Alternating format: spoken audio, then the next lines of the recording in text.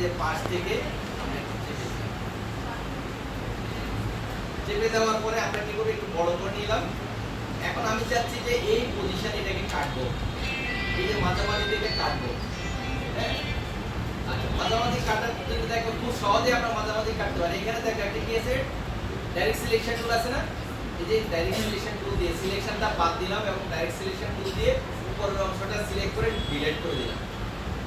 Delete করার পরে কি হলো, উপরের অংশটা কিন্তু কেটে গেল, কেটে গেছে না, উপরের অংশ কিন্তু এখন আর নাই। তাহলে এটা কিভাবে, খুব সহজে সিলেকশন থাকলো, এই যে ডাইরেক্ট সিলেকশন টুল নিলাম, এই যে উপরের অংশটা সিলেক্ট করলাম এবং ডিলিট করলাম।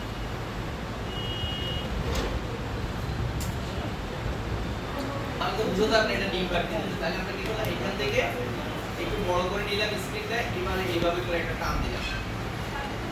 টান দিয়ে দেখো এখানে একটা সেন্টার পজিশন আছে, আমাকে এই সেন্টারের সাথে এই সেন্টার মিলে দিতে হবে। দিলাম। যদি আমার পুরোপুরি না মিলে তাহলে আমরা কি করব, কন্ট্রোল ওয়াই দিয়ে দেখব যে এটা ঠিকমতো মিললো কিনা। যদি না মিলে আমার প্রয়োজন মতো ঠিকঠাক করে দিতে হবে। এখান থেকে আবার এনে মিলে দিতে হবে। ঠিক আছে, তাহলে কন্ট্রোল আবার ওয়াই দিলাম, আগের অবস্থায় গেল। এবার আমাকে যেটা করতে হবে, এই যে পিছনে যে সার্কেলটা নিলাম, এটার উপর রাইট ক্লিক করে এখানে দেখো জয়েন একটা লেখা আছে। জয়েন কেন দেব, এই দেখো এটাকে সরাই দিতে হবে। এখন পরে কিন্তু বর্ডার নাই, আছে বর্ডার নাই। এখন আমি যদি উপরে বর্ডার দিতে চাই তাহলে আমরা কি করব, রাইট ক্লিক করে জয়েন দিলাম। জয়েন দেওয়াতে কিন্তু উপরে বর্ডারটা আসছে, আসছে না? তাহলে আমাকে উপরে বর্ডারটা আনতে হলে রাইট ক্লিক করে জয়েন দিলাম। দেখা যাচ্ছে না বাট কিন্তু উপরে বর্ডার আসছে। এখন আমি যেটা চাচ্ছি সেটা হলো এই যে যে শেপে আছে এটাকে, এটা তো এখন কোন শেপে আছে, এই যে এরকম আছে, এখন দেখতে কি এরকম আছে।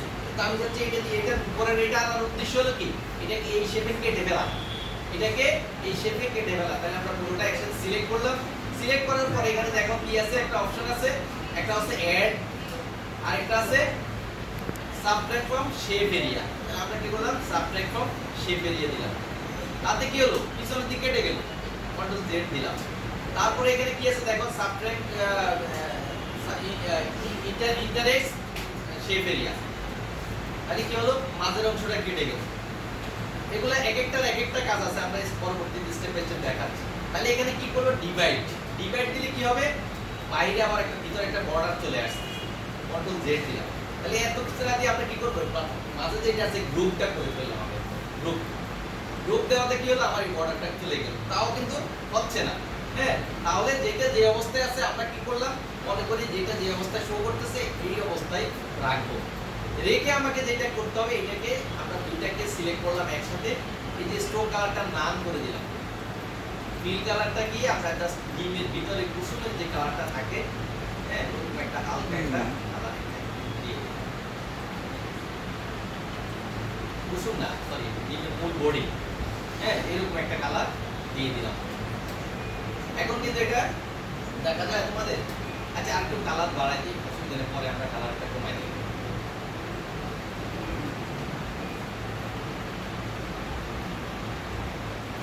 কালারটা বাড়াই দিলাম, পরে আমরা কমাই দিই।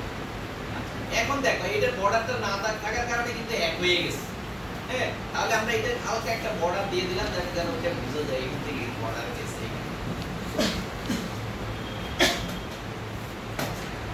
একটু দুইটা আলাদা করে দিলাম। এই অবস্থায় আমাকে কি করতে হবে, এখন ভিতরে যে কুসুম আছে কুসুমটা দিতে হবে। ঠিক একইভাবে আমরা এখন কি করলাম, কুসুম এনে ভিতরে এটাকে এমন ভাবে, এই যে দেখো এটাকে এই যে এমন ভাবে ক্লিয়ার করতে হবে, বুঝতে দেখতে কুসুমের মতো যেন মনে হয়। এক পাশে হতে পারে, মাঝে হতে পারে, সিদ্ধ করার পর নির্দিষ্ট জায়গায় রাখা যায় না। চাইলে এক পাশও দিতে পারো, এক সাইডে চাপা দিতে পারো। দিলাম। এবার এটাতে ফিল কালার দিয়ে দিলাম কি,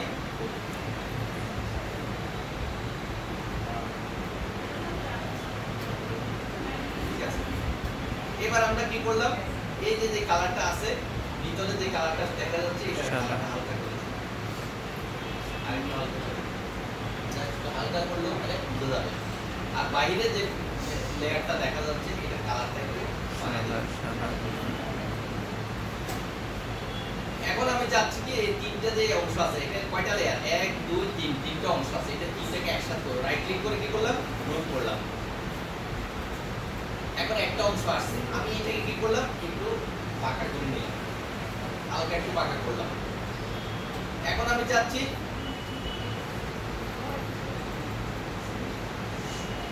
আচ্ছা, এখন অ্যাঙ্গেলে আছে ঠিক অপোজিট অ্যাঙ্গেল আরেকটা নিয়ে আসবো, তখন এখানে একটা টুল আছে, দেখো এখানে কি আছে, রোটেট। রোটেটে চেপে ধরলাম, দেখো এখানে কি আছে, রিফ্লেক্ট।